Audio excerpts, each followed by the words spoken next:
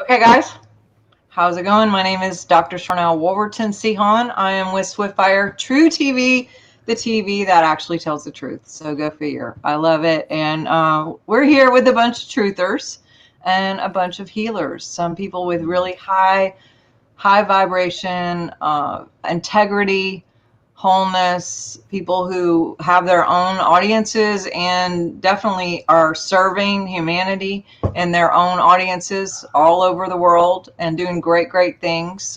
Books, TED Talks, counseling, coaching, financial, spiritual, mental. You're going to get a little bit of everything here today. So we are just the goal that I saw in putting this group of amazing, beautiful people together is for just a spark to come forward and to ignite and to bring healing and health, security, truth, and all of those things to as many people as possible. So for those of you guys who are watching, let me flip on the comments.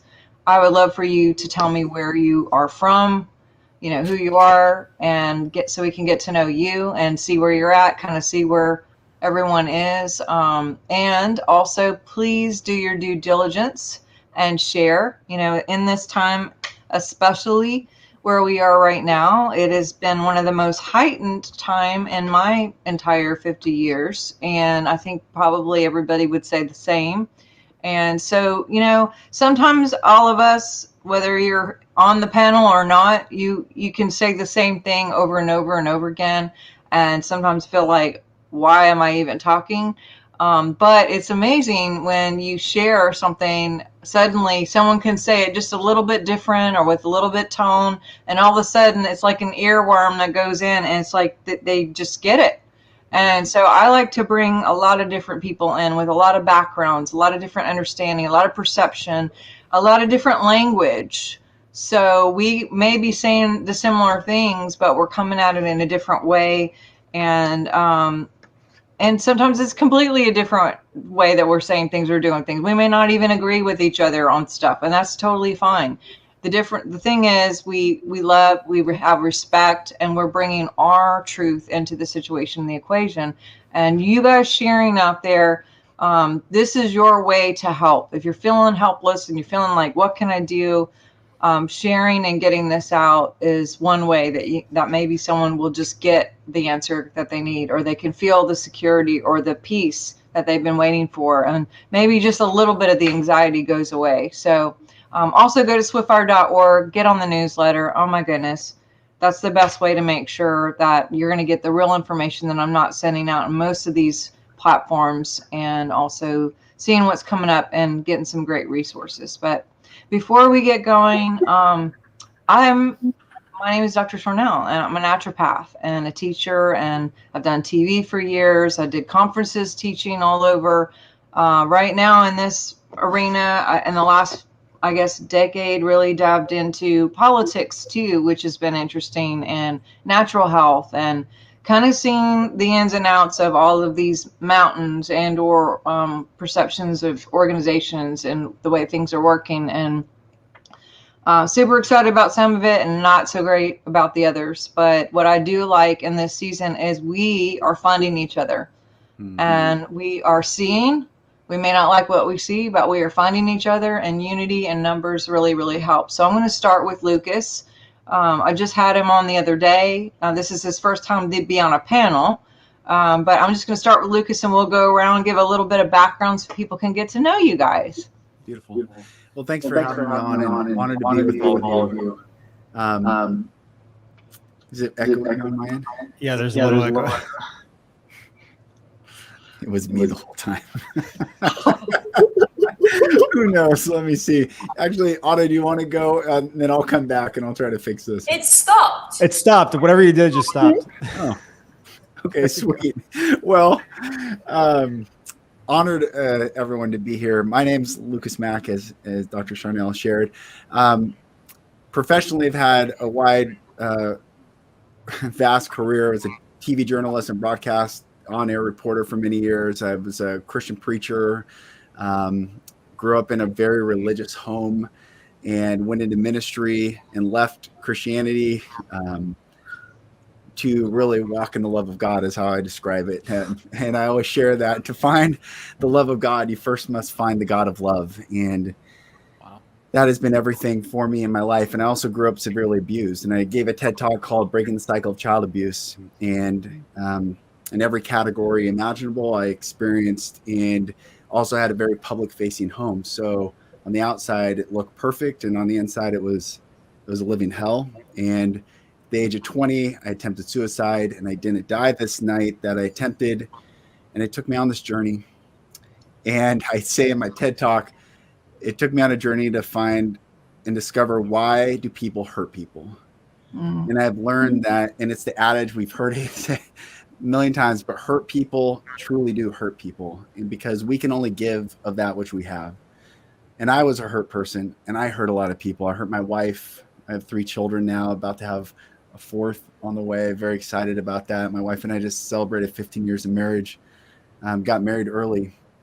But I was still a hurting person. And again, continuing the cycle, making everything look good on the outside, TV reporter, award-winning journalist, published author, all this stuff. But on the inside, I was still a mess. And it wasn't until 2016 that I hit rock bottom, completely broke, sick. I had 2 autoimmune diseases. My body was sick. I was sick, drinking like a fish.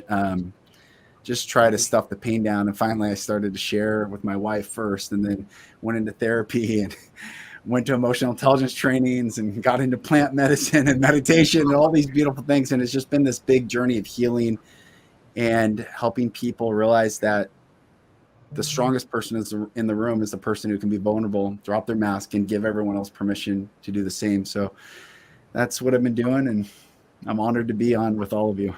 Thank you. Awesome. I love that. Love it. Thank you. That was amazing, Lucas. A very similar story a little bit. I grew up Pentecostal Christian. I taught children's ministry for 12 years. You know it. We're out the talk after this. Yeah, we're gonna have I told you guys. I told you. And then I was doing the thing you're supposed to, following the guidelines of life, go to work, get married, have kids, graduate from, all the things you're supposed to do. And around my 5th year of marriage is when I started hitting rock bottom, and then I got divorced. Long story short, it was a place of bouncing, right? It's like you have to feel that darkness, feel that low vibrations for you to then appreciate what it means to be in the high vibe, in the love realm. So that was my bottom, and for 10 years I also worked as an accountant in a family business, and so I have an accounting background. And so it was around the same time that I divorced, I started benefiting from crypto. I became aware of it about 2 or 3 years before, but it didn't really hit me until I hit that rock bottom. And I was like, oh, this is my way out. This is my way to like flourish and get out of the system.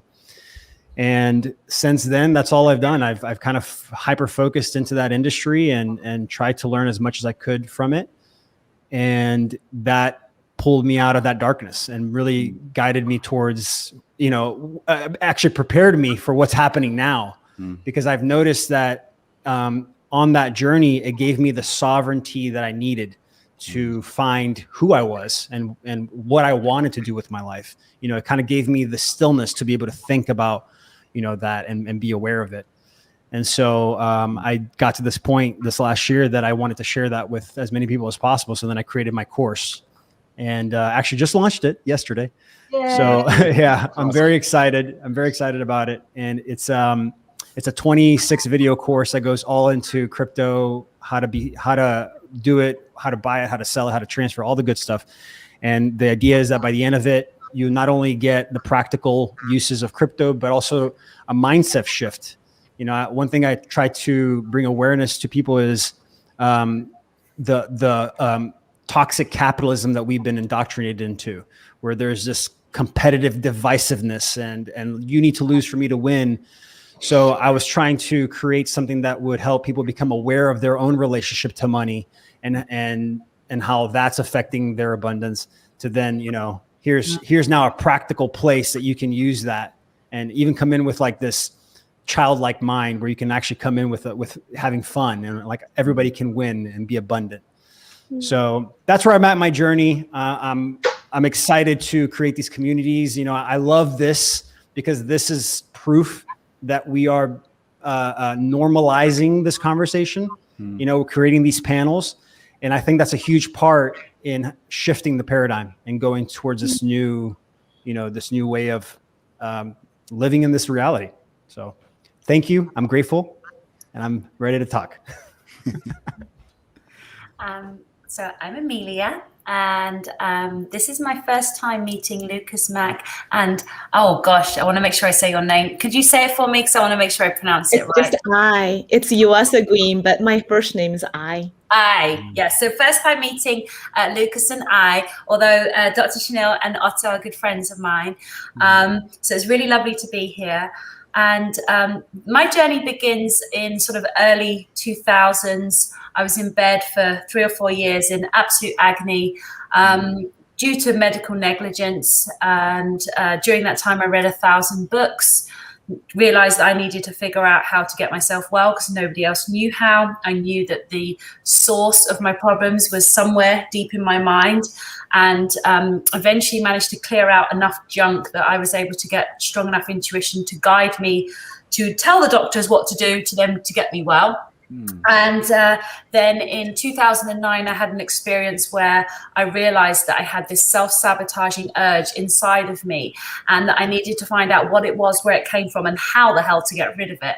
So I studied the darkness for 2 years. During that time, I discovered a lot of the things that people are finding out now about the enemy, but I've known all that since 2009 as part of learning about the dark. But what I did then, once I learned about it, I then was able to study the light till the very end too. And so that's where I feel I reached enlightenment, was by 2011. Now, what that meant was I had this understanding now that humanity has this shadow side within each and every one of us, and that it holds on to pain from our childhood. Some of it's from past lives, some of it's from multi-generational stuff, but majority of it is from the childhood.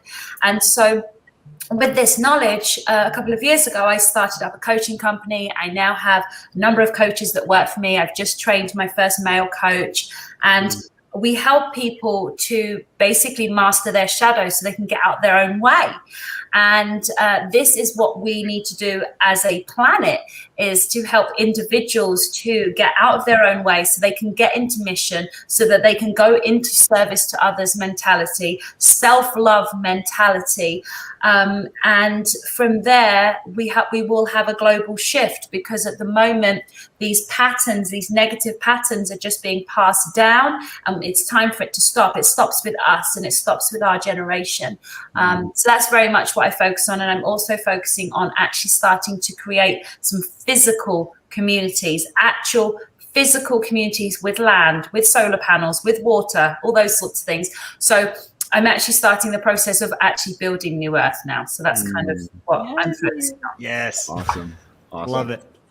We are New Earth architects. Yeah. Whether you like it or not, you are building something. So why don't we make good stuff? That's what I say all the time. But all right, Yeah, that's amazing. Thank you for having me here, first of all, and nice to meet you all. And I'm just so excited that just to be in, like, listening to you guys' stories, like, oh my gosh, it's just so inspired already. My name is Yuasa Green, and I originally started as a certified nutritional therapist, really wanting to improve people's health and wellness from that nutritional approach. But then I was kind of hitting that same loop of just doing the best I can do to try to coach people to eating well. But I was fighting the flow, because now that I realize retrospectively that nutrition was symptom, outcome of how we are feeling, or like, how do we care for ourselves? And unless we really shift the perspective and then our care for ourselves, then it's really fighting the flow constantly upstream, battle. When we can simply shift our vibration and the perspective, then we can ride the flow, and then I don't have to be managing so much more. Micromanaging was like all I was trying to do, and I had the best of my intentions, and I knew that the direction I was going was okay, but I wasn't creating that impact that I wanted to create in personal health for everybody else. So I came to more working with the energy and the perspective and the mindset and subconsciously held the belief system. So if we can do the micro calibration of that perspective tiny little bit, then we can set ourselves free and then do like really what we are here to do. And I love it that Amelia brought up that like a global like vibrational shift. I think that's what I'm really after as well. I think we each need to be really personally responsible for our personal vibration. Yes. And then what's going on in our head, so that we can heal ourselves first, and then that vibration carries on to the next person, and then the next person and the next person, and then in no time then we'll be shifting into the new earth. And I'm just really hopeful that and then that I'm so honored that like we can all connect together, and then we can create the synergy, and then the vibrational, it's just the expansion that is limitless. So it's just a incredibly happy occasion to be really getting the inspiration from you all. Awesome. Beautiful. Awesome. Love the energy. I love it. Makes me want to dance. I know, right? I feel like you guys are going to love each other. This is going to be so good. Yes. So and you're wearing the same color. Otto and her hat are exactly the same color, and therefore it's like vice, like we're flipped. That's great. I love it.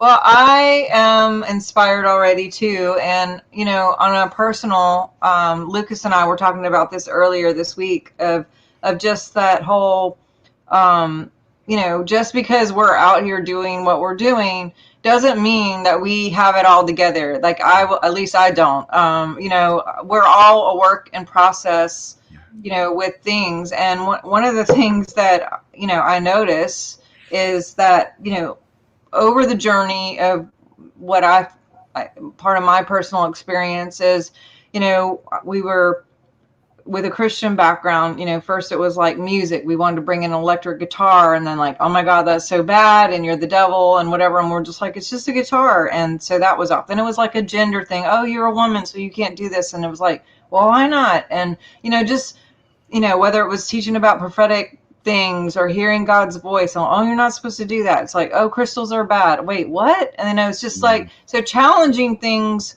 over a period of time, or even essential oils or whatever. It's like there's been pushback at times, and for whatever reason I have seemed to not care, and also still be curious and not let anyone on the external, you know, affect whatever I'm trying to do or looking into. And also sometimes I've got it wrong, and I'm okay with that. But isn't it interesting though, how just when you think like, oh, now I know, but there's still this other layer of like, oh man, that too. And then there's just like the wake up to the wake up to the wake up to the illusion to the illusion. There's just so many. And maybe if it's because we all just got everything at once, we would just explode. I don't know.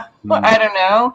But, you know, going back to the personal, it's like, I think a lot of times people will wait to do what you guys have done, to step out, whether it's like write a book or do that thing, or, you know, start a coaching thing or create new worth, you know, until like you got everything all in a row and all your ducks and whatever. And so nothing ever really happens. But, you know, speak a little bit about that, because I can tell you, you know, just this week with a couple of deaths and a couple of family members in ICU, and, you know, something triggered me that yesterday or day before, where I was literally kind of having a PTSD thing, and it wasn't like a short one, you know, it was like, I'm like, you know, here I am, and I'm teaching about healing and love and all this stuff, and I'm having a breakdown. So, you know, I had to kind of look and say, okay, where's the first time I felt this, and how you know, what's going on, what's really happening, what's the undercurrent, and like walk myself out of that and try to reverse engineer. But speak a little bit about you guys' steps into the new, and also not caring about like whatever anyone thinks necessarily. Not that you don't care because you're like, I don't like you, but just having the boldness to do it anyway. Does that make sense, Lucas? Yeah. This since 2020 and for me, I just share something very personal. The mask thing was massively triggering to me, and I was getting to the point where I was ready to physically fight people, and it was like massive, like volcano was erupting inside of me, and I couldn't figure out what was going on. I never wore one. I have not worn one. I told a judge I would not wear one. That was intense. He said, "What if I order you to?" I said, "I still won't." That was intense. And I was getting angrier and angrier at these people. And a buddy of mine who's a Navy SEAL said to me, I was officiating this wedding and he was there. We both weren't wearing one, but I got picked out by the guy that was enforcing masks, not the Navy SEAL looking guy. That no one, I mean, you don't mess with them anyway, just looking at him. But I got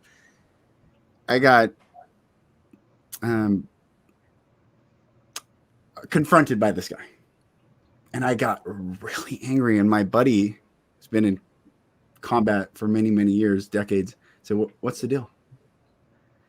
And I was like, well, no one's going to ever make me, because when I was young, when I say I was abused in every category, like every category, and then told to be quiet and don't tell anyone. And so I said, and I started crying. I was like, it feels like that's happening again, that someone's making me do something I don't want to. I don't want to give you a reason. I don't care the facts, the science.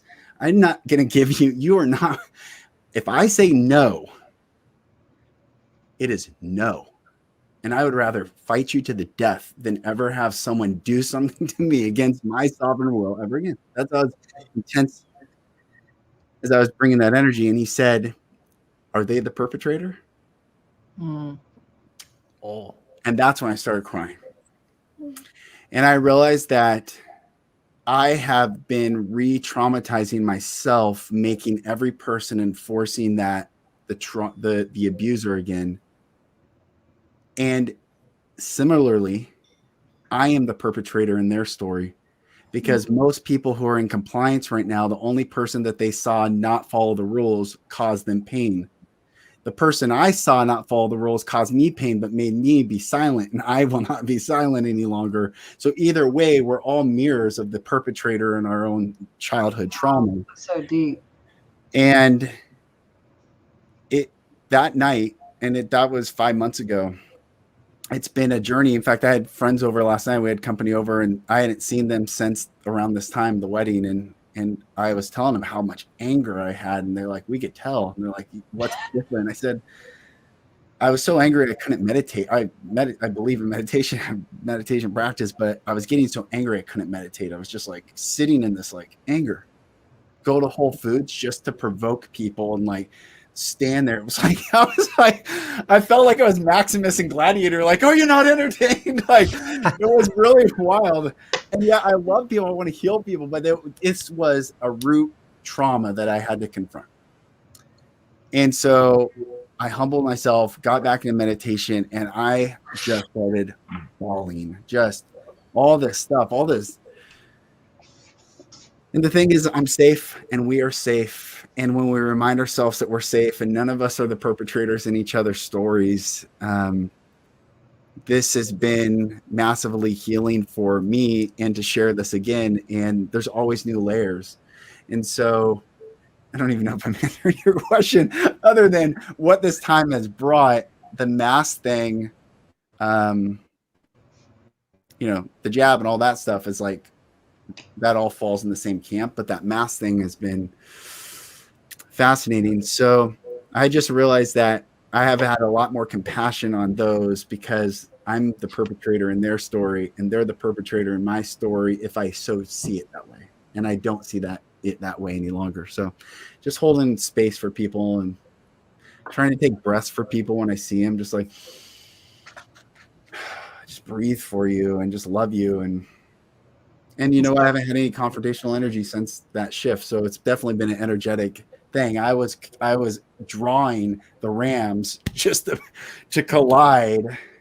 And now that I'm holding space and just letting people be, it's been beautiful. So that's been my journey with all this stuff recently.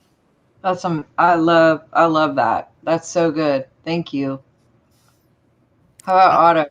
I love that. And I just want to add to that. When I started, because I kind of had the same situation, this was back in August of 2020. And when I started to let go of expectations, that's when it stopped happening, because I caught myself, all right, well, I'm going to go to this place and I'm not going to wear it because nobody's going to tell me to wear it. And I'm expecting there to be conflict. And you know, you just attract that. You know, you can explain the practical, like maybe it's my facial expressions that are putting that out into the universe, and people see it and they get offended or whatever it is. Yeah. But I realized that once I let go, that's when it stopped happening. What was the question? Because I was just compounding. I forgot. Kind of a little bit about when we personally messed up, and then how we're not affected, like how we not worry about what other people think. So yeah, I mean, I can go off of what I just said, you know, letting go. Once so all of last year, I was in this energy of, I have to prove to people what is going on. I have to show people the information. I have to try to save as many people as possible. I had this like savior mentality for all of 2020. And it was only my own journey. Like I talk to she's like a clairvoyant therapist. I talk to her once a week, and it was only through that journey that she pointed out to me that I was, what was I going to say? I just had a blank. Should I jump in and you jump back in after? Yeah, go ahead. I know what it's like when that happens. When you lose your thought, and it's like the more you focus, the harder it is to grab it. What I was going to say was that one of the things I'm known for on Instagram is the fact that I'll try not to swear on here, but I really do not give AF, and I mean it. And the thing is because I so know how the shadow works in humanity, that if someone is in judgment, or if someone is wanting to feel superiority, then they're in ego. So if I try to placate them and get them to agree with me, they're not the people I'm trying to get to agree with me. The ones that agree with me are the ones that are already aligned with me, that are already seeking truth, and that are prepared to face their own shadows and get mastery over their own mind. And so when we think about getting other people's approval, that you will naturally already have the approval of those you're supposed to.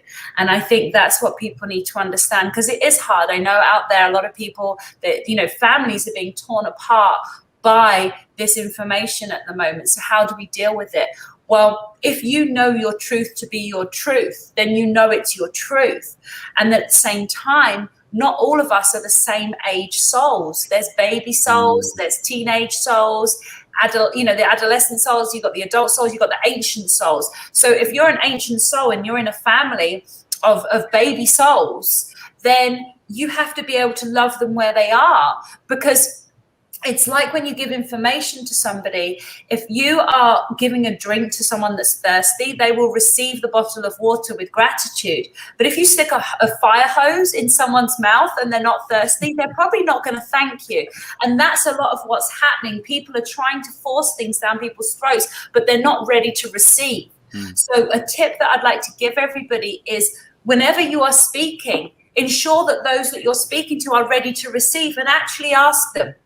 Actually say, are you ready to receive some knowledge that I'd like to share with you? Are you ready to listen? Because if you are talking to someone that's not ready to receive, they basically have got like blockages over their face, their ears, and then you wonder why you get frustrated. So I just think it's very important to do that. Now, with regards to when we mess up, because yes, we do. I mean, even today, I've had so much going on that I thought I'd missed this. So this was 3 o'clock Eastern, 4 o'clock Central. I thought it was on my calendar for 3 o'clock. I sat here at my computer at 4 o'clock. Then I had a complete oh my God, meltdown. I think I've forgotten it or I've missed it. And then Dr. Sharnael's like, no, it's in an hour. I'm like, oh my God, that means I need to move a client. So what I will say though is they say mo money, mo problems, mo mission, mo problems. Because when you rise up in vibrational frequency and you become quite high up in the hierarchy spiritually, whenever anyone else at your level falls, and because people are falling all the time right now, they're falling into the dark, they're falling into self-sabotage, they're falling into self-service, they're falling into selfishness. When that happens amongst our community, that person's missions have to be given to the next person that has the vibrational frequency. And so right now for us, we're getting them slammed on us left, right, and center. You know, oh, you got to look after this now. Oh, you're also here to save these people. Oh, you also have to enlighten people about this. So it's not easy. And so, you know, when you are a light worker and you are bringing light and casting out dark, the dark doesn't like it much. So I do want to just blow one falsity that people are believing, which is that, you know, we're completely, you know, creating what's going on around us. I believe that when you are really, really making shifts in the matrix, and when you really are changing things for the betterment of humanity, it is a battle, but it's a battle that you chose. So you're not a victim of it. You're like his friend, the military guy who was a paid fighter. That guy decided to be there. That's why he's so good at it. No one forced him. No one put a gun to his head and marched him in there. He chose it. So with us, we're light warriors, not just light workers. We're light warriors. So for those that are just rising up in the ranks vibrationally, just understand that you can choose to go into battle. And yes, it can get a bit shaky when you have all this going on, but at the same time, you chose it. And that kind of makes you feel very in control because you have chosen it and it was your choice. Well said. And thank you for cutting me off for that, because that was really well said. Well, did your idea come back? Yeah, it did actually. Good, so that's what I was hoping for. It compounds on what the beginning part at least. But what she told me was to have everything to share and nothing to prove. And that shifts the energy from being this desperate, I got to prove it to you, to, you know, here it is. Here's everything I have to share out of love. That's beautiful. Well, I think I'll just, go ahead. I got to make a note so I don't forget, but go ahead. Yeah, that's an amazing segue to what I wanted to communicate here as well. I think I came from slightly different background into this season, and I almost felt like I was a child that's witnessing like a divorcing parents or something like that. Everybody was fighting and everybody was like not agreeing with each other. And then I took it in, like at the beginning, I internalized it, that it just made me really sad, just witnessing all these miscommunication happening. And everybody's intending for the best, and then you know, that wellness to blossom, but then so much fighting energy. And I was concerned for people's emotional health, immune system health, because of the compromised emotions that everybody was experiencing. And then at the end, I came to, like what Odo has said too, like I had to come to trust my own intention behind my words and where I stand. And then when I'm communicating with the higher vibrational energy, then maybe a lot more people would want to listen to me, or it has a more like more resonance with more people, instead of me trying to fight or like communicating from the place of hurt. And then I also realized that our energy expands so much more and so much higher and so much more expansive when you are in this unconditional love energy. So that, and then even though it's opposing view, then the other people would open up their heart and soul to listen. And then that communication once can open up.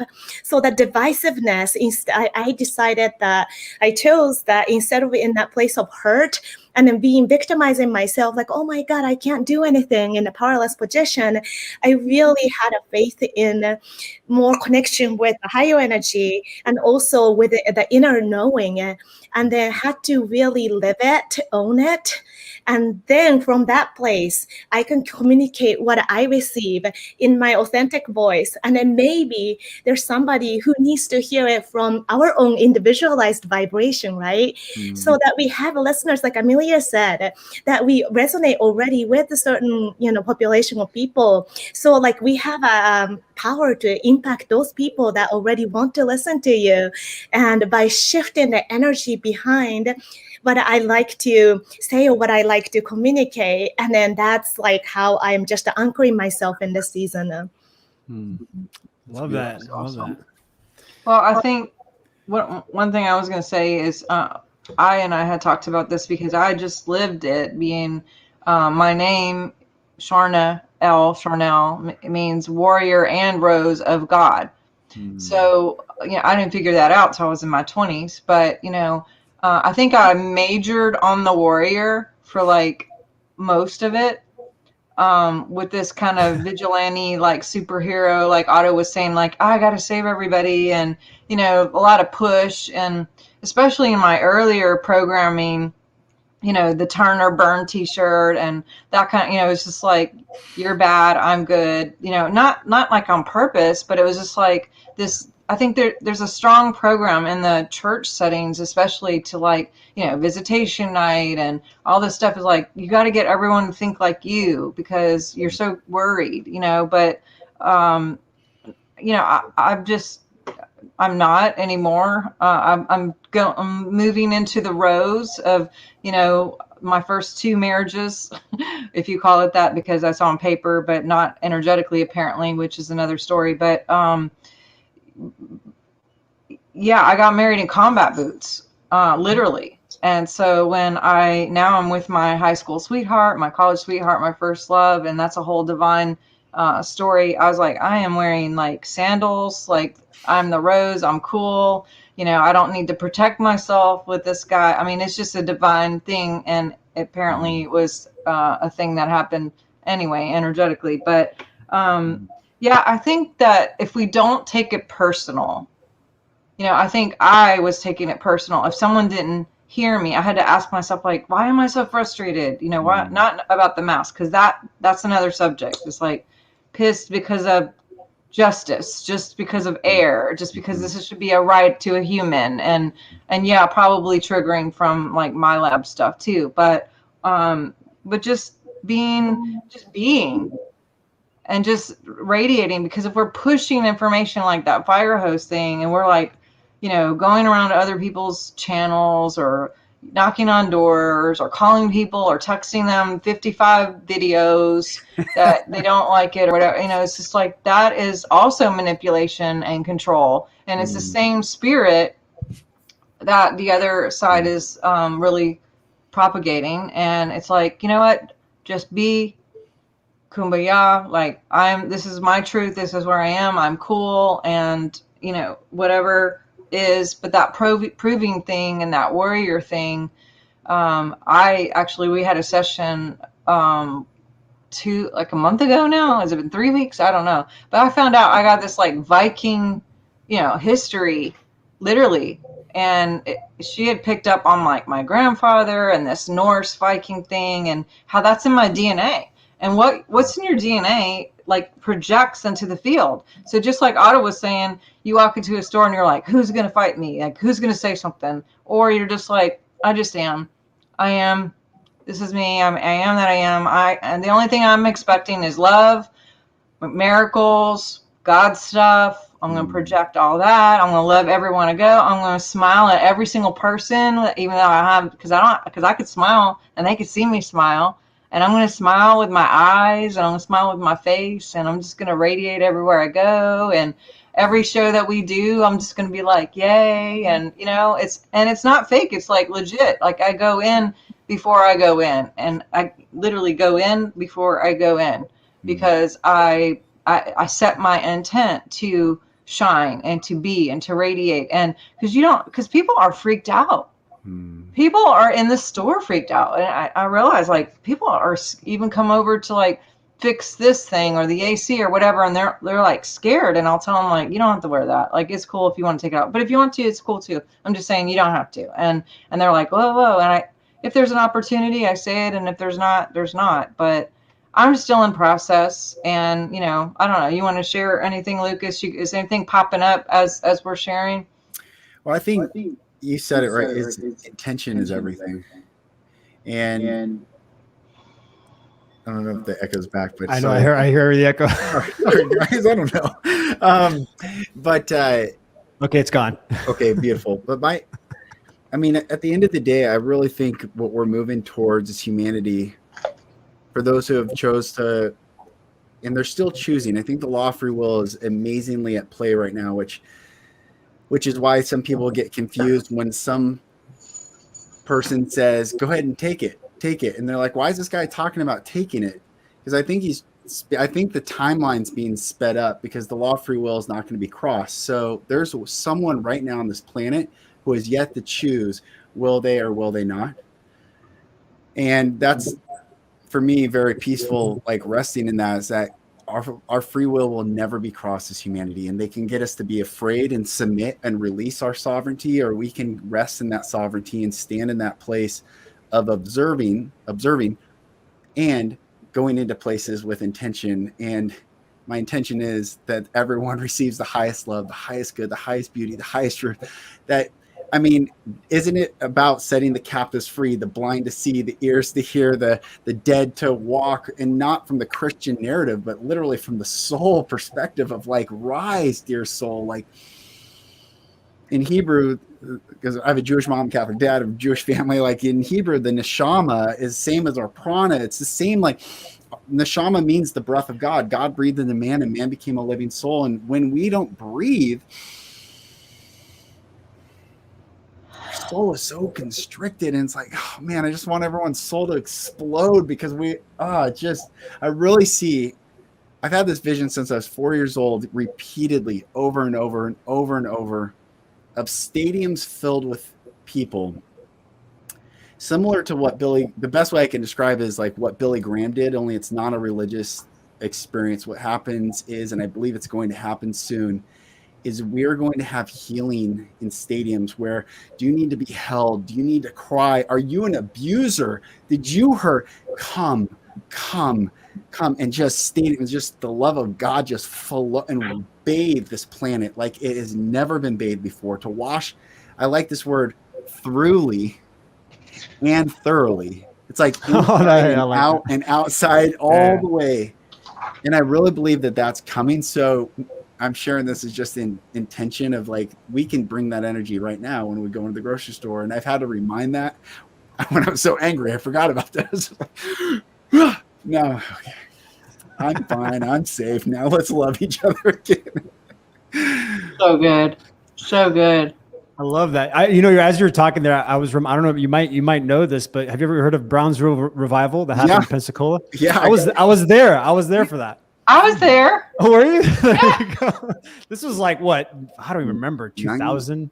Yeah, 99. A long time. I was at Lakeland too. Were you at Lakeland? No, just Pensacola. I was 13 at the time, 12 or 13 years old. But I remember being there and experiencing what you just described. Mm. And I kind of, like I said, I had the same journey where I eventually had to kind of leave the church to then find my way back to Jesus, literally. But now looking back, I see, wow, can you imagine if that happened worldwide? And it's funny because what we're going through right now is a version of that a little bit. It's a little bit of a version of that. It's kind of putting people in a position to have to choose, right? You either go deeper into the fear, into the matrix, or you snap yourself out of it and start to become sovereign and disconnect from the rat race. So it's like, yeah, you having to allow your body to go through those emotions to the energies, that you've probably never experienced before, and then have to come to that decision. And, something you said was really important. I heard it twice here between I and Lucas, is intention, intention setting. I think for too long, we've been living our lives through this program, through what we've been born into, through our culture, what we've been taught. And I mentioned it in my journey, how I just kind of did the 9 to 5 and went to work and got married. And I never really, all my actions were based off of this programming. And I would just execute. And now I'm realizing that if you don't have an intention, you can create a reality you don't want. if you're being driven, and it's both sides, everything's, I'm actually going to write a book called Spectrum of Everything, because the more I go into this journey, I'm like, everything's a spectrum. Everything's a spectrum. Yeah. The more you become aware of that spectrum, the more you become aware of where you sit on the spectrum, you can then choose to recognize that it is duality, that it is in anything you can be on either side of it. Yes. If you go to the middle and you see both sides, then you're grounded, you're present, you're in the moment, and then you can make a choice. And then at that point, it's a choice. You're not just executing a program. You're actually setting an intention for that moment. And the breathing is super important. And it's interesting because, the easiest way to control is through fear and chaos. And when the person's in that mode, right, you snap into the parasympathetic, or I'm sorry, the sympathetic state. So you go into that survival mode. And what does that happen? What does that do to your body? You go into that shallow breathing, the shallow breathing state. And you're not deep breathing. You're not actually allowing the oxygen to go into your cells. So then the body gets wound up and gets tight. And the more you practice that, the more of a master you become at it, the more your body is going to normalize it for you, which is probably going to create, manifest physically somewhere as a disease.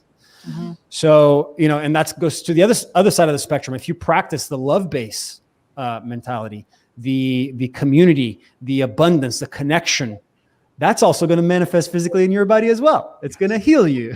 Right. It's going to start breaking down the tension. It's going to start breaking down the disease.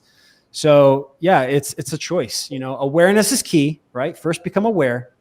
And then once you become aware of the duality of every situation, every moment, then you can choose. And then you can go in it with the right intention, whatever that may be. So good. Beautiful. Yeah, I mean, it's funny because I think I actually wrote down, I mentioned intent first. I wrote down intent is everything. And then Lucas started with intent is everything. I was talking with some of my students just in the last few days, and something that I'm feeling guided to talk about, that this will be important to some of the people listening. Oh, my dog's joining in. Is that a lot of people are tone sensitive, and this causes a lot of conflict. And so the lesson I was teaching was, first of all, surround yourself with people that love you. And if there isn't anyone, be okay with being alone until you've healed enough to be around people that you can be around that love you. So good. But then what happens is a lot of people had experiences with toxic people where they were spoke to in a certain tone of voice. And so what's happening now is there could be someone who is in physical pain or something, and maybe their tone of voice doesn't sound so good, but deep down, that person's intent is good and that person loves you. So it's very important for people to be selective of who they're around at the moment and be aware of that person's intent. So no matter what their tone is like, because if that person has a headache or a toothache, it's causing fights. People are fighting. People that love each other are fighting. That's what we have to get rid of right now. And at the same time, people need to be very, very aware of who in their life is toxic so that they can move away from that, so that they can be in this state of love.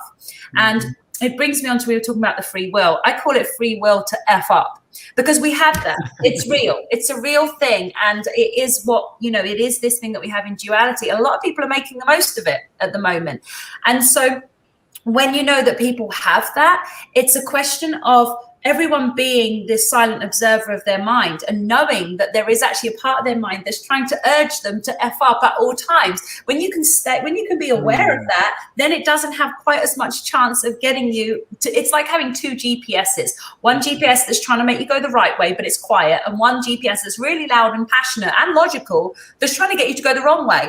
What you need to do is to take the volume of this one down so that you can follow this one. So people ask me, how do you take the volume down? The answer is through deep forgiveness. So when you were talking about the mass healings, it made me think about the work that I do, but also maybe I could actually start doing this on Instagram to do some mass forgiveness healings. Because the thing is that forgiveness is one of the most misunderstood words. If you say the word forgiveness, already I can feel people in the audience tensing up because I'm saying forgiveness. They're like, you don't know what that person did to me. Okay. So I say, okay, forgiveness does not mean what they did was okay.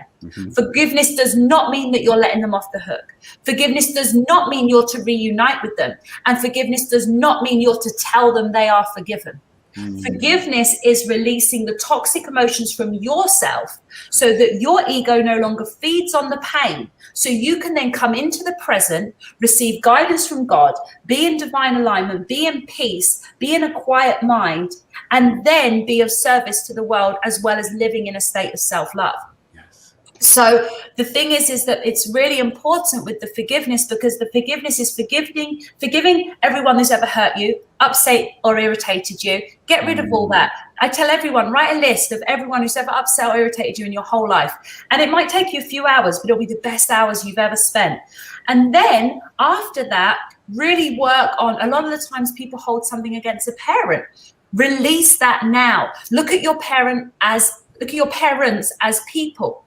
The day that you become an adult is the day you realize that your parents are just people that felt lonely, people that had their hearts broken, people that stubbed their toe, people that burnt some custard or that couldn't fry an egg when they were 17, ones that didn't maybe get picked for the sports team, whatever. See them as a person. And that will help you to do this forgiveness. So I think what we're going to be doing around the world is mass forgiveness, because once you forgive everyone who's hurt you, you can then use your energy to forgive yourself. Once you've forgiven yourself, you're now at peace and you can live in the present. And it just makes such a difference, because the enemy is trying to cause order from chaos, which is what their what is it? That's their memorandum operatus or whatever it's called. And so they're trying to cause chaos. Our job, humanity, and I'm talking to all of humanity, our job is to take our minds out of chaos and to create order within our minds. The way to create order in your mind is to remove the food, which is the pain, the old pain that enables people to be tone sensitive because they're being brought back to something old. But if you heal that old thing, you're not brought back to it anymore. So we all need to come into the present by releasing the past. And that will build us a great future. Yeah, it's these trauma loops that, they're going to circle back. Everything's going to circle back until we face it, because we're going to keep using everyone to show us what's still there. Everything is us. It's all a mirror. And so, we're just using people to show us, hey, oh, that's still there. And, if we don't pay attention, it gets bigger and bigger and bigger and bigger until we're like, have to look at it, whether it's dis-ease or some huge, breakup or whatever. But that's a really good point. And I want to compound on that. The words we use, this is the most, what comes out of your mouth, that is the most one of the most powerful vibrations that you emit, that you create out of your body. So it's creating waves, it's creating frequencies that's coming out. So the words that are used is important to be aware of. A lot of in fights, it's easy to go, you did this and you did that and you did this to me, and you. When it's, what if you were to shift that and I say alchemize it into, this is how it makes me feel. It makes me feel this it makes me feel this. Just shifting that packaging of that situation can definitely help the energy, or at least let go of that tension in the room and bring it down. But yeah, all of that is important. It's all like this trauma that like cycles back, and it starts with you. It starts with healing yourself. So I just got a notification that said breathe. Perfect. Let's go. AI, tell me a little bit. What are you thinking? What's in your heart? Yeah, I love that everything brought up here, especially Odo talking about the spectrum and the dualism, that concept. And I think there's that gives us a power here and now, because when we don't see things as black and white and then just this or that, and then when we have the gradation of the spectrum, then we actually have nowadays with the new perspective perception that we can actually cut it any way we want to. And then we can see it in a perspective we choose to here now. And then that's really empowering, because it used to be we had to pick this way or that way, or this side or that side. When we let go of that dualism and we see things in that spectrum, that gives us so much more freedom and how we perceive things too.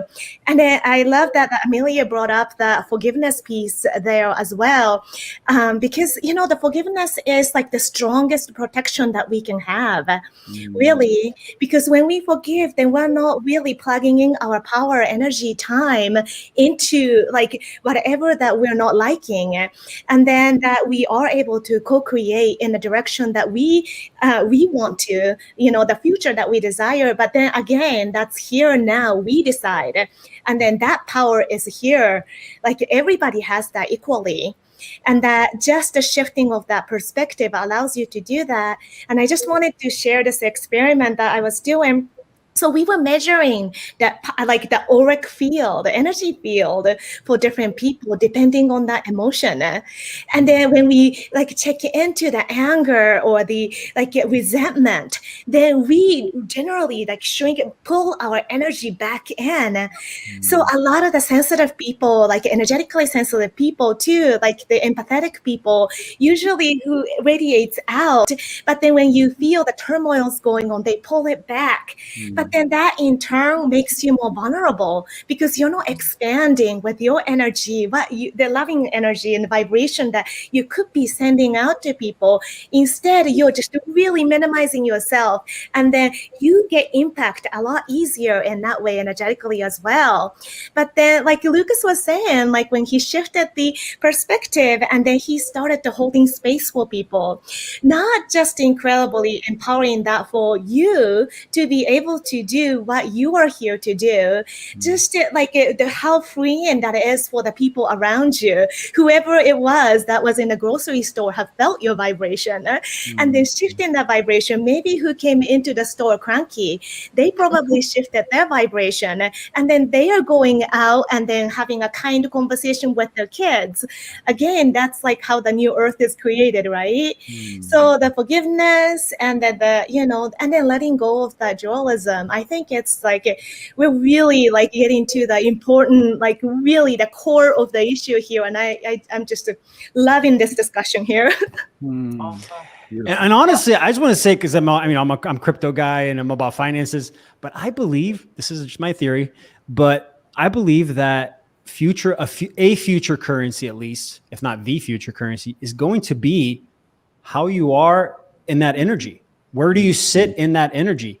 Because I've noticed that as we're raising our vibration, everyone that is in that process is becoming more and more like in tune with what doesn't feel right in the body.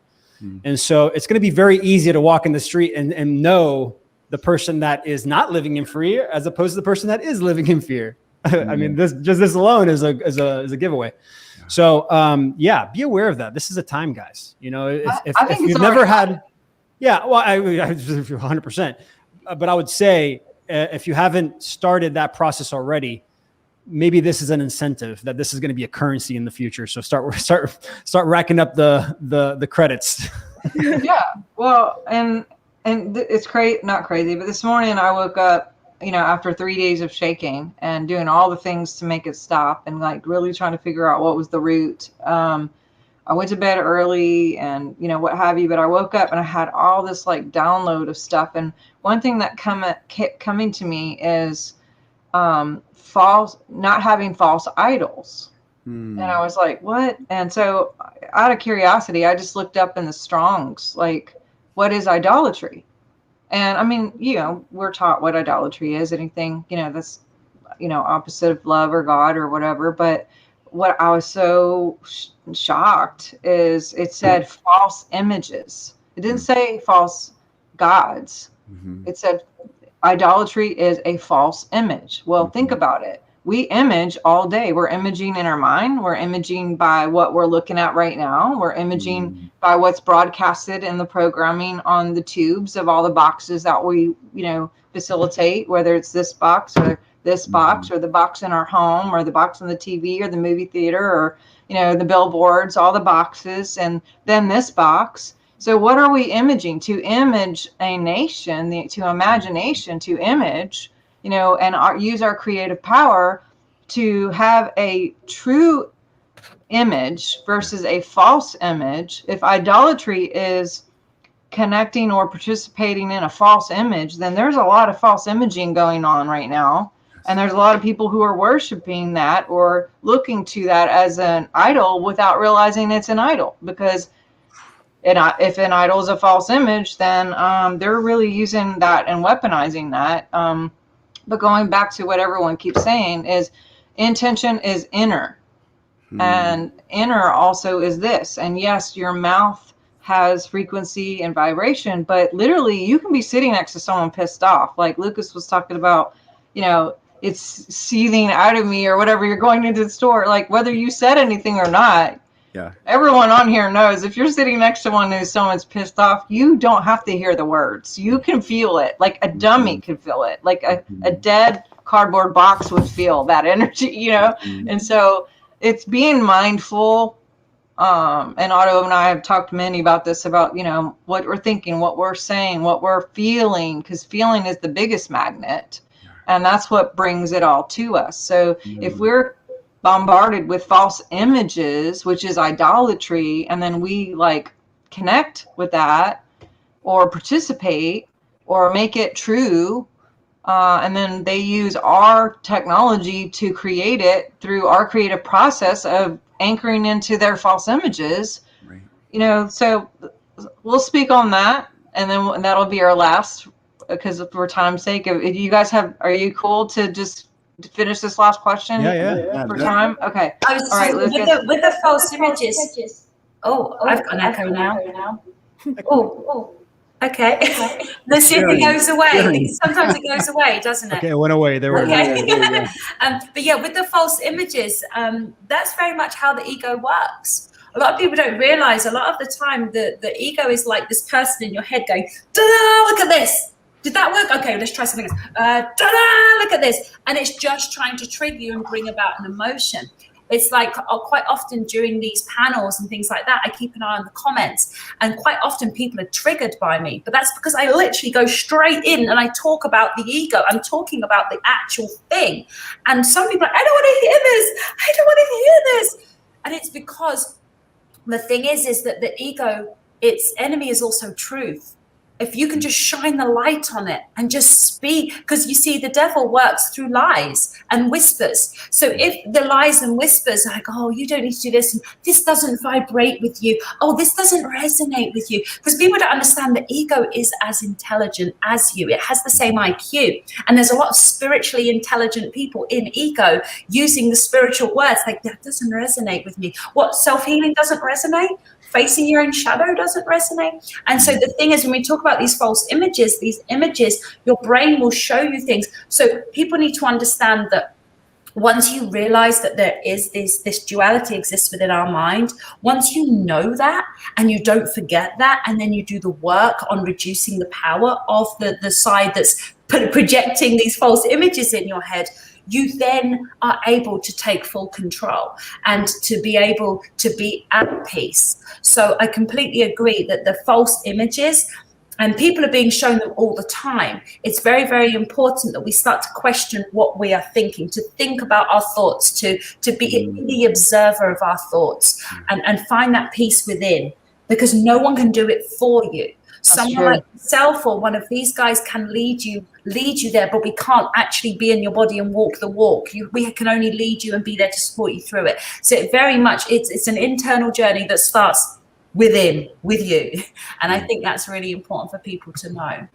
Yeah, I just want to compound on that. And it's something that I said earlier about forgiveness, how that's, you know, our most powerful, I don't know if you said weapon or not, but I mean, I felt like that's like protection.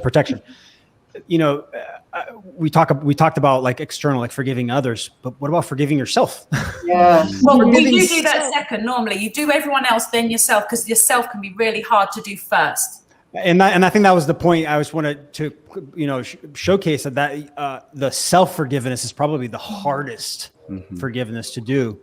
because you're having to own ownership. And, you know, to just compound on Amelia, once you go through that process, then you gain that self-awareness, you gain that perspective that will help you, you know, navigate the duality a little bit better.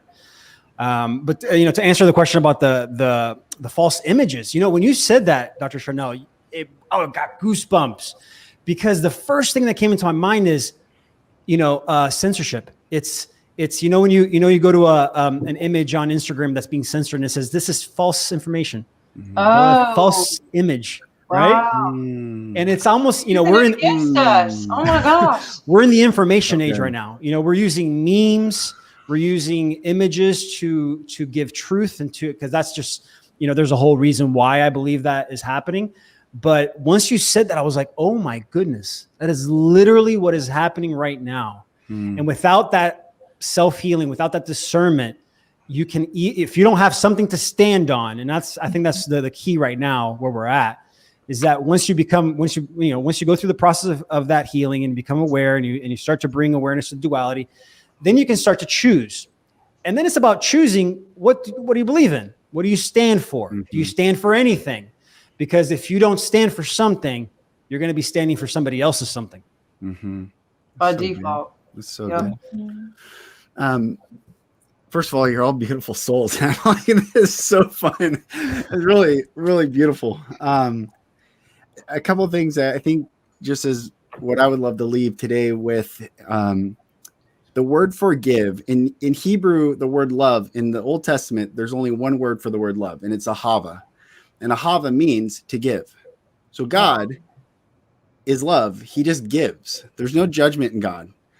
The religion has made God of a judge, but God is unconditionally giving to everyone exactly what they choose, without judgment. This is what you choose. This is what you get. This is what you choose. This is what you get. Which is why the Bible says God is not mocked. For whatsoever a man soweth, that shall he also reap. Meaning, the karmic law is always present, and you'll always get what you give. So God gives. God is love. Love is give, without condition. So forgive. Jesus never told someone he forgives them. He asked the woman Jesus never told someone, I forgive you. He did tell the woman that was about to get stoned, woman, probably said her name, but I don't remember. Where are your accusers? And she said, they left. Said, neither do I accuse you. Go and sin no more. And the church religion has said that's perfect, be perfect, perfect, perfect, perfect, sin, bad, perfect, good. But sin was just an archer's term for hit the target. Yes. And what is the target? What were we born as these souls? We come from the breath of God. We are of God. We come from unconditional and infinite love. There is nothing that can minimize the infinite and unconditional love that we are divinely created and intended to walk in.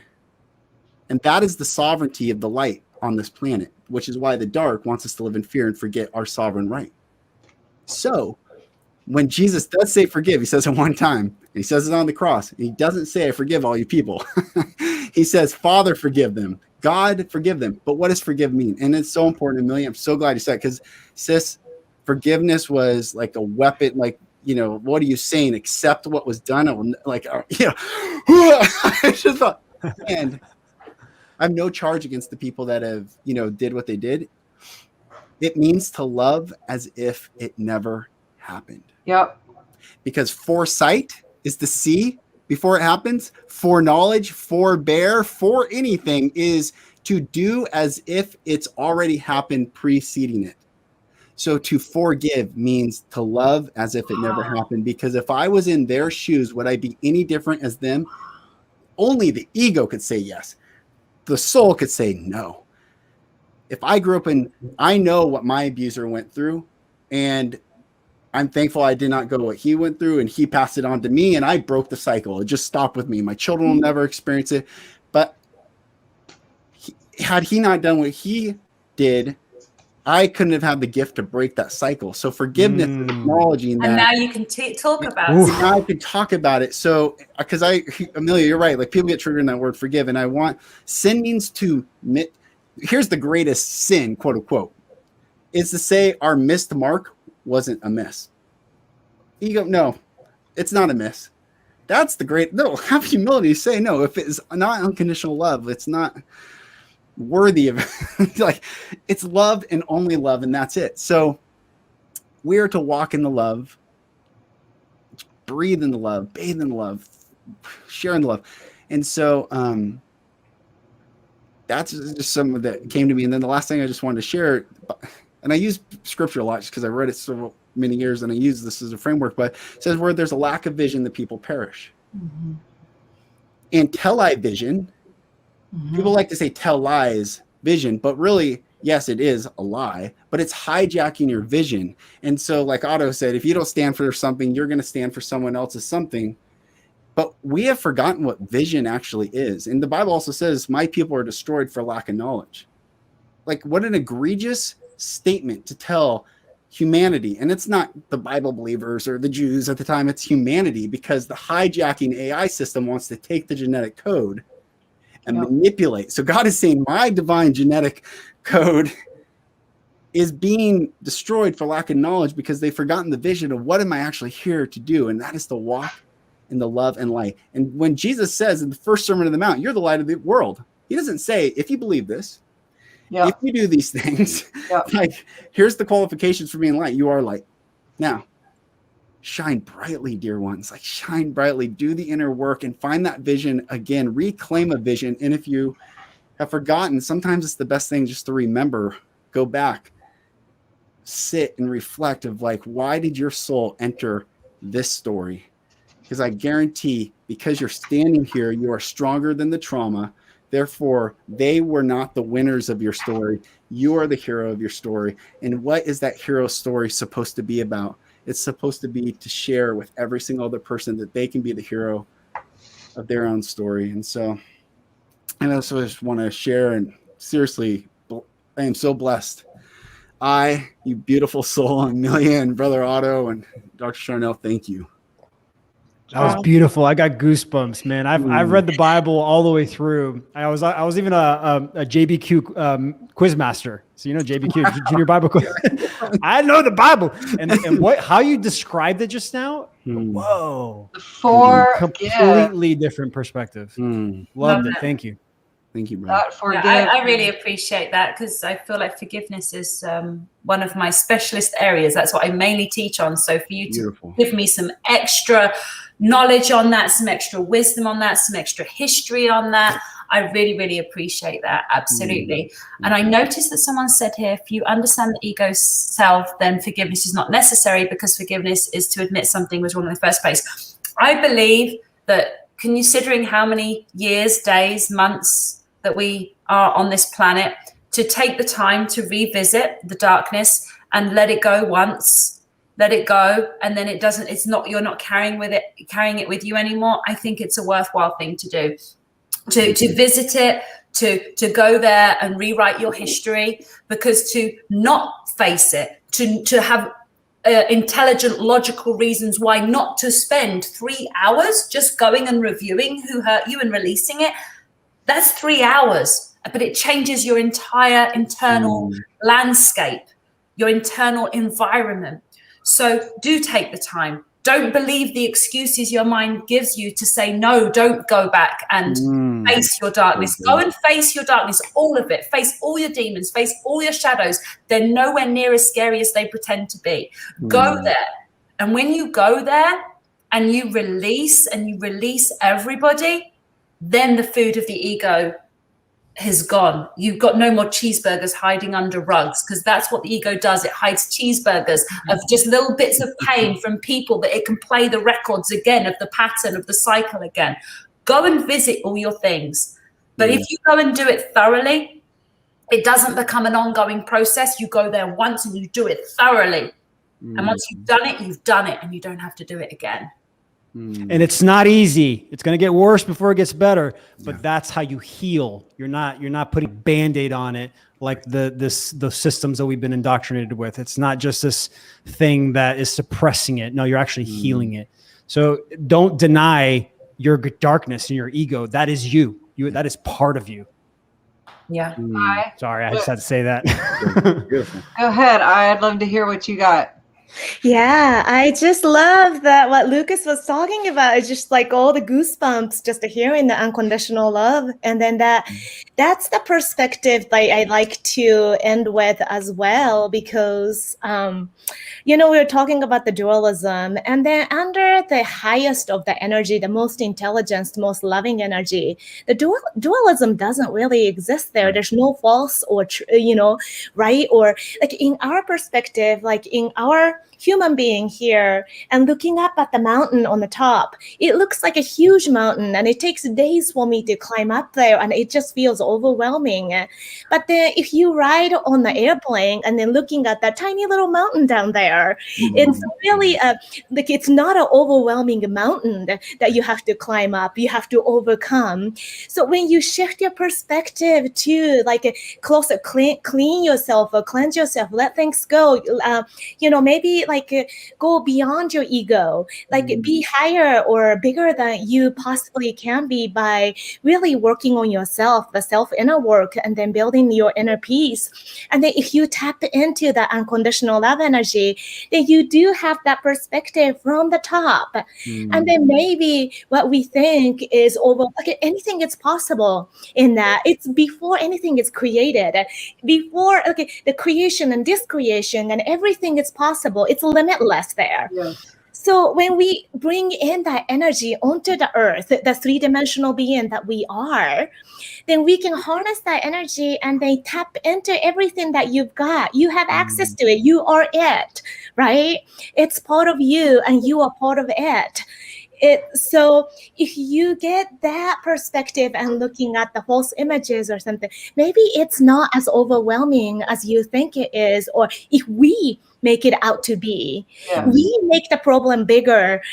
We make the issues bigger sometimes because that's what feels like overwhelming issues for us. But maybe in the light of the highest, the most bright energy that we can harness, which is inside all of us, if we each shine it, maybe it's an easy shift. We don't have to make it complicated, maybe. And just in the light and in the darkness, like coexist together. And then the darkness dims in the presence of the light. Yes. And in the presence of the darkness, the tiny little lit lighter, you can see it from a mile away. Yep.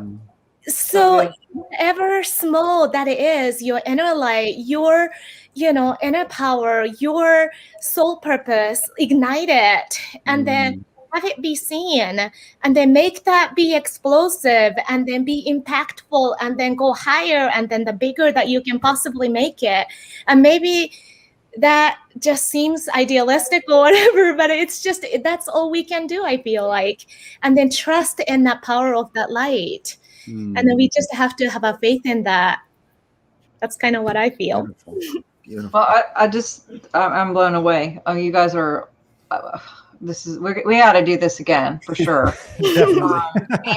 I have a couple things that I just want to like piggyback on, and then I want everybody to please say, where they're from and how to find people and all of that stuff. But when Lucas, when you were talking about the forgive, I mean, I'm still like, whoa, I wrote down notes, and I'm just like, because, if giving is love and forgiving is pretending as if it already happened, is, using your image, really imaging, which is what outcome mapping is, what is, treasure boarding, but it's just with words. To forgive, give is, anyway, but the scripture that came to my mind was that guard your heart scripture. And I know for some of us in the ministry background, at least for me, I was taught that scripture, and or at least my understanding was like this: protect your heart, like make sure you have your armor on, and have this thing, because someone could get you at any minute. So of course that creates this, like, someone's going to get you, you got to look out and guard your heart. And it's even God saying it. So why shouldn't we just run around being protective? But when I looked into what it actually meant, it doesn't say guard your heart. It says to become aware of your heart. That's what the actual words are, to be aware of your heart. and why. You know, as Otto, who's studied quantum physics, and Dr. Joe, you know, and all this stuff with me, maybe some of you too, is, you know, we're radiating mostly, and magnetizing mostly from the heart. So of course, because if there is a true law of attraction, which that is a law just like gravity, if we're not aware of our heart, then we could be just by default creating all of these situations and magnetizing things to us where bad people, bad situations, bad things, you know, whatever karma, because sin less than love is not because of us. I mean, it is, but it's not because we did something bad. It's because we created it. It's to us, magnetizing to us. So if we have that force of love, which is giving, and that's the give is the love, then that's the force that's going out into the field and magnetizing back. So God's saying, you know, guard your heart because it's the wellspring of light. Be aware of your heart because it's the law that you're going to get this right back to you. And so, you know, to be aware again, and we can out picture people. We can out image. You know, this is stuff of censorship and whatever. Guess what? You know, I'll just start a new channel, and this is what we are all doing. We just put up another image. We put up another image. We put up another image. And it's also an internal, what I invite us to do is everyone, you know, we have to be the guard and the gatekeeper of our own thoughts and our own pictures, because we can imagine an image, the worst case scenario, and keep that timeline, or we can image what we choose and keep that timeline. And the more of us that image, we can out picture this situation, and we could see sovereignty, we could see freedom, because where the spirit of God, the pneuma breath of God is, there is freedom. That's right. That there is liberty. Right. So we can be the hands and feet creators, commissioners here on the earth, healing ourselves, being aware and putting that out. And one more thing is, you mentioned on the cross how he said the only time he said is forgive them for what they know not what they do.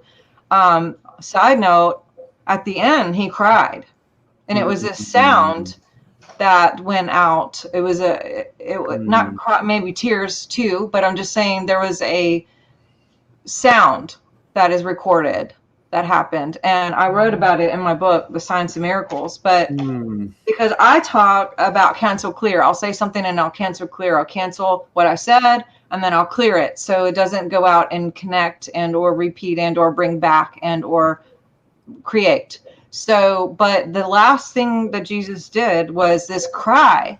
And when I researched what the cry meant, it means to remit, to cancel clear. So he was forgiving with his last pneuma breath. He was saying, cancel clear whatever that is happening and what these guys are doing. And as they're, you know, fighting over his stuff down, you know, at the bottom, you know, just he's basically still concerned about giving, you know, and making sure that people have a clear record of whatever. So anyway, there's just my brain, y'all. Mine too. We got to do this again. I love you so much. Just as saying self-sacrifice. One thing I'll say is several times in the Bible it'll say like self-control, self-sacrifice. It doesn't ever. The word self isn't in there. It's lordship. Over and over and over. We are the authors. We're the creators. We're the captains of our ship. And we are either making, by default, shitty shit, or we're making amazing, powerful, loving, kind things. And the more we are aware of us doing this with our own technology that he gave us, that God gave us. I don't say he, she, it, they, them, because if you look at scripture, it's not a he. It's he, she, they, that, then, which I don't want to give like kudos to the transgender, whatever. But God doesn't have certain body parts. Jesus did, but God is a spirit. God is a frequency. God is love. Yes. And God is code. It's a source code. And so I love all of you. I sent let's just as a group continue to send out love, and I know that we will. And please do go around and just say your website, your books, because I know people are going to want to continue this with you individually or find you and find more of your resources. So definitely plug in all of that and let's get that connected. Beautiful. Thank you. You can go to my website, lucasmack.com, or I'm active on Instagram and have a podcast called The Golden Rule Revolution, which I'd love to have all of you on the panel on. So I'll be messaging you guys. But yeah, thanks. Thank you. If you guys want sovereignty and abundance, financial abundance, crypto, I can answer all the questions you guys want on my Instagram. I talk about it all the time on there, so you can DM me at AutoGnomes on Instagram, or you can go to my website, autognomes.live, and see my story and check it out and sign up. It's being offered right now for $777, but I'm giving right now 10% discount. So I'll give Dr. Sharnael her private link to give to you guys so that she can also be a part of the community. Thank you. You can find me on Instagram. I'm most active on there. That's Amelia Happiness Guru, or you can just search Amelia Love on Instagram and it will bring up my page. My website is amelialoveworld.com. I also have howtobehappy.com, spelled with just the letter B, howtobehappy.com. And I specialize mainly in working with women, but I have actually got a male coach now. We are taking on male clients, and we specialize in permanent happiness, inner peace, and helping you to get into divine purpose and mission. Great. You can get in touch with me with Yuasa Green on Instagram, and then you can personally message me. I provide theta healing sessions, as well as I train theta healing practitioners as well. So I'm taking request seminars so that I can train more theta healers, so that more of us can tap into that divine energy and then harness that as a part of their day-to-day life, or provide sessions for others. So yeah, connect with me on Instagram. That'd be great. Thank you so much. This was so inspirational. Like, I'm just getting chills listening to every single one of you. I think I'm gonna be reviewing this again and then just taking notes. I'm gonna rewatch Lucas's part and just take notes. I was so mind blown that I wasn't even listening anymore. I was just, what is going on here? I have like pages of notes here, like written back, write it down. It's all over the place. I'm like all over the place. I'm telling you. The students in us, right? All the books and now all of this. So yes, you guys are awesome. I will be in touch for a follow-up and look forward to seeing what you guys all do together. And I'm in. If any you guys want to do something, I'm here. And you guys have a great weekend. By the way, it was my 17th anniversary for Swiftfire yesterday. And so yeah, we're gonna have maybe a glass of wine or something. And but thank you for being a part of my 1-year anniversary celebration. And you guys have a great weekend, and we'll be in touch soon. All you guys watching, love you, and connect with these guys. And thank you for having us. Keep shining, y'all. Love y'all. Thank you for creating the space and time. Bye. Thank you.